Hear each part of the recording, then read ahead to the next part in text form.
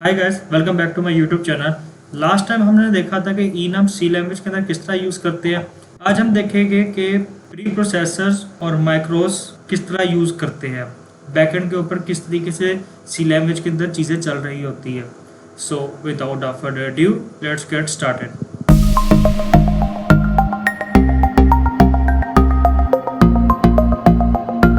सबसे पहले हम इन सब चीज़ों को डिलीट करते हैं और इस फाइल का नया नाम बनाते हैं और कंट्रोल F2 से मैंने रीनेम कर दिया है और यहाँ पे मैं प्री प्रोसेसर लिख देता हूँ।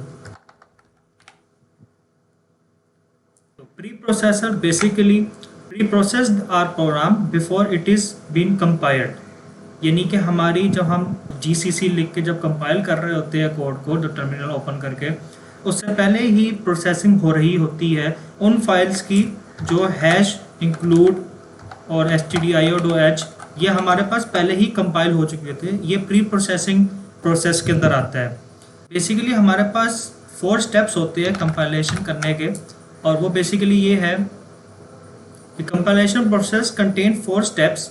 एक हमारे पास आता है प्री प्रोसेसर। इसके अंदर बेसिकली पहला काम जो हो रहा होता है वो ये हो रहा होता है कि जितनी भी हमारे पास इंक्लूड फाइल्स होती है वो इसको गैदर करता है। सबसे पहले हमारे पास आ गया इंक्लूड फाइल्स। दूसरा हमारे पास आता है माइक्रो एक्सपेंशंस। पिछले ट्यूटोरियल्स में बताया है कि हैश डिफाइन किस तरह यूज़ करते हैं।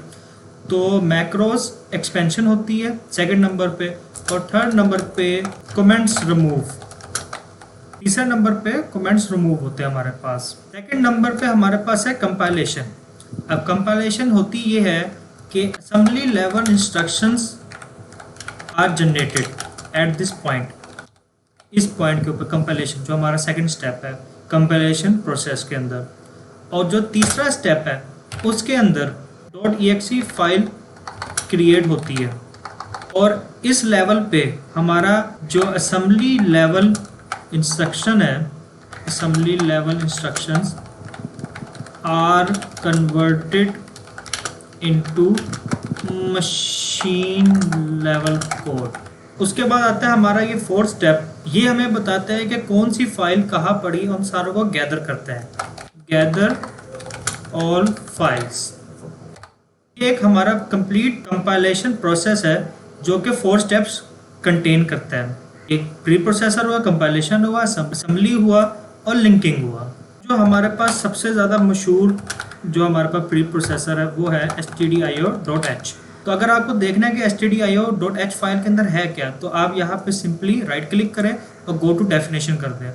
तो you can see here, let me zoom out, और ये हमारे पास पूरा लिखा हुआ आ रहा है। और कुछ यहाँ पे देखेंगे if not define pragma use हो रहा है, एंड इफ़ यूज़ हो रहा है। ये सब प्री प्रोसेसर डायरेक्टिव्स है और ये बहुत बड़ी फाइल है। यू कैन सी 1051 लाइंस पे कंटेन करती है ये पूरा कोड, इसका हेडर फाइल। तो इसको हम क्रॉस करते हैं, और इसी तरीके से अगर मैं यहाँ पे इंक्लूड और math.h लिखता हूँ, और अगर मैं इसकी देखना चाहता हूँ डेफिनेशन, तो इसकी डेफिनेशन ये है हमारे पास, और इसके अंदर भी काफ़ी प्री प्रोसेसर्स वगैरह यूज़ हो रहे हैं। तो ये जितने भी हमारे पास प्री प्रोसेसर होते हैं वो हैश से स्टार्ट होते हैं, और हमारी ये exe फाइल बनने से पहले ही प्री प्रोसेस हो चुके हुए होते हैं। अब हमारे stdio.h वाली फाइल के अंदर हमारे पास ये printf होता है, हमारे पास scanf होता है इसके अंदर, और ये math.h वाली फाइल के अंदर हमारे पास sqrt फंक्शन होता है, उसके अलावा cbrt होता है।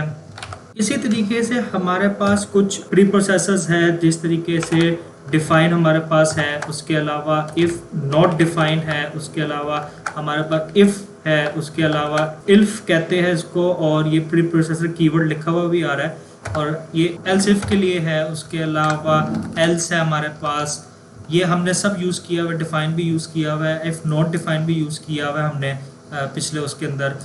इसके अलावा एक और होता है अनडिफ, ये भी हमारे पास एक प्री प्रोसेसर है। तो ये हमारे कंपाइलेशन से पहले ही ये सब प्रोसेस हो चुके हुए होते हैं। अब मैं एक प्रोग्राम से आपको प्री प्रोसेसर एक्सप्लेन करता हूँ।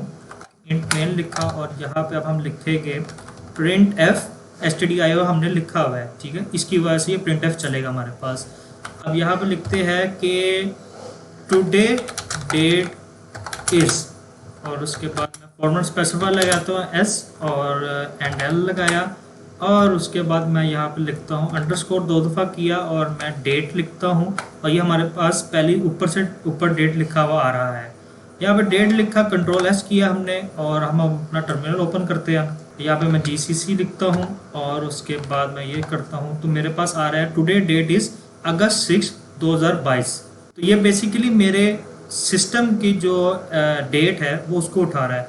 इसी तरीके से डेट के साथ हम टाइम भी निकाल सकते हैं। यहाँ पे मैं टाइम लिख देता हूँ और यहाँ भी मैं टाइम लिख देता हूँ टाइम। कंट्रोल एस किया और ये मेरे पास अभी का टाइम भी आ रहा है। इसी तरीके से मैं यहाँ पे फाइल नेम भी सर्च कर सकता हूँ कि यहाँ पे मैं लिखूँगा फाइल और फाइल इज़, यहाँ से मैं हटा देता हूँ, कंट्रोल एस किया और ये मेरे पास file name file is preprocessor.c। तो ये बेसिकली हमारे प्री प्रोसेसिंग जो है वो हम यूज़ करते हैं। सारे प्री प्रोसेसर जो है वो हैश से शुरू होते हैं और अगर हम एडिशनली फाइल जिस तरह अगर सपोज़ ये hello.c हमारे पास जो फाइल है तो हम उसको भी इंक्लूड कर सकते हैं, इंक्लूड, और इससे भी कर सकता हूँ और ये कॉमा से भी कर सकता हूँ और hello.c। इस तरीके से हम अपनी फाइल्स भी इंक्लूड कर सकते हैं और ये हमारे यहाँ से उस फाइल को उठा लेगा और उसको चीज़ें प्रोसेस कर लेगा। तो ये हमारे पास प्री प्रोसेसर्स है जो हमारा कंपाइलेशन से पहले ही प्रोसेस कर देता है हमारे प्रोग्राम को। So thank you for watching my video. I will see you in next one. Till then, goodbye.